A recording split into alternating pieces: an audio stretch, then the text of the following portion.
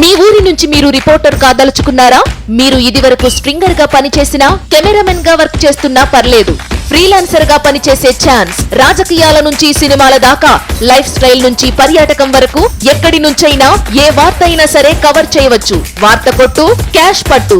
ఆసక్తి గలవారు 9032555277 కి కాల్ లేదా వాట్సాప్ చేయండి. ఆవేదన బాధనే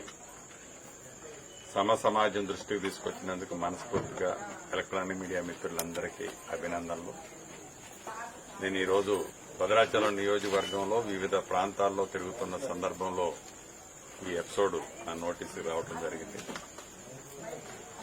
భవానీ కష్టపడి ఒక చిన్న కుటుంబం, అంటే ఇంతకుముందే వారి తల్లి చెప్పింది, ఆ ఇంట్లో ఈ ఇంట్లో పాసి పని చేసి ఇద్దరు బిడ్డల్ని చదివించుకొని నాకు తినటానికి ఉన్నా లేకపోయినా నేనేదైతే కష్టాలు పడ్డానో, నేనేదైతే బాధలు పడ్డానో, కనీసం చిన్న గుడిసె కూడా లేకపోయినా ఒక అద్దె గుడిసెలో ఉండి నా పిల్లల్ని చదివించుకుంటున్నాను. భవిష్యత్తులో నా పిల్లలు ఈ రకమైన పరిస్థితి ఉండొద్దు అని ఒక పట్టుదలతో పిల్లలిద్దరినీ కష్టపడి చదివించి ఎన్నో కలలకన్నీ చాలా సంవత్సరాల తర్వాత టీఎస్పీఎస్సీ వాళ్ళు నోటిఫికేషన్ ఇస్తే కొంతమంది దౌర్భాగ్యులు, అది ఇళ్లు వాళ్లు అన్నదానికంటే కూడా విద్యార్థులతో, యువతతో ఏదైతే గతంలో నేను చెప్పానో ఆటలు ఆడుకుంటున్నారు, వాళ్ళ భవిష్యత్తుని నాశనం చేస్తున్నారు, పేద కుటుంబాలను రోడ్డు పాలు చేస్తున్నారని అన్నాను. ఇక్కడ ఉదాహరణకి ఈరోజు భవానీ సందర్భం మనం చూస్తున్నాం. చాలా దురదృష్టం. రాష్ట్ర ప్రభుత్వం ఇప్పటికైనా కళ్లు తెరిచి, నేను ఏదైతే మొన్న భద్రాచలం ఆత్మీయ సమ్మేళనంలో డిమాండ్ చేశానో, సుమారు 30 లక్షల మంది యువత ఈ టీఎస్పీఎస్సీ ఏవైతే ఎగ్జామ్స్ పెట్టిందో ఆ ఎగ్జామ్స్ లో పార్టిసిపేట్ అయిన ప్రతి ఒక్కళ్ళకి, ఎగ్జామ్ రాసిన ప్రతి ఒక్క విద్యార్థికి ₹1,00,000 రాష్ట్ర ప్రభుత్వం వాళ్ళకి ఇవ్వాలి అని డిమాండ్ చేశాను.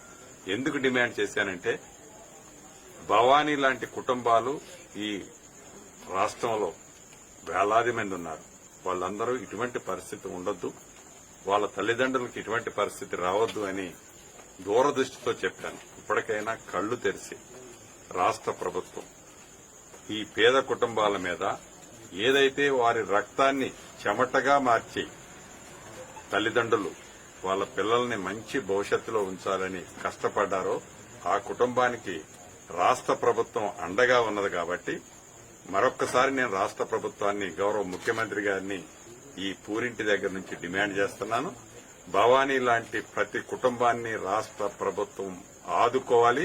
అది కూడా ఏదో నామమాత్రంగా కాకుండా ప్రతి కుటుంబానికి ₹1,00,000 ఇచ్చి మళ్లీ వాళ్ళని ఎగ్జామ్ కి ప్రిపేర్ అయ్యే విధంగా సహకరించాలని డిమాండ్ చేస్తూ, ఆల్ ది బెస్ట్ మీ ద్వారా, మీడియా మిత్రుల ద్వారా భవానీ లాంటి విద్యార్థులందరికీ కూడా ఇక్కడ నుంచి తెలియజేస్తాను. హాయ్ ఫ్రెండ్స్, మా టుడే టుమారో యూట్యూబ్ ఛానల్ చూస్తున్నందుకు చాలా థ్యాంక్స్.